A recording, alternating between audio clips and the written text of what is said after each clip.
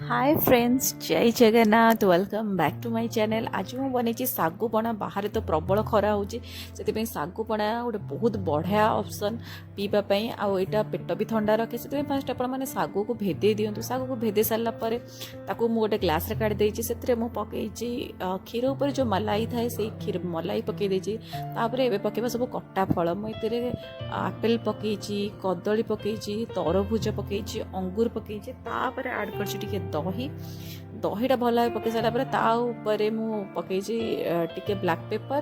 कारण black pepper पकड़ा द्वारा गोटे बहुत बढ़िया गोटे फ्लेवर आसे। ताऊपर मु पकई नड़िया कोरा। नड़िया कोरा पूरा एकदम गोटे बढ़िया क्रीमी टेक्सचर दिए।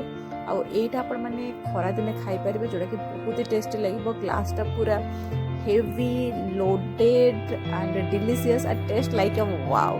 निहाती ट्राई करेंगे। और जब वीडियो भल लगी प्लीज लाइक शेयर सब्सक्राइब करने कहीं भी भूल। Love you guys.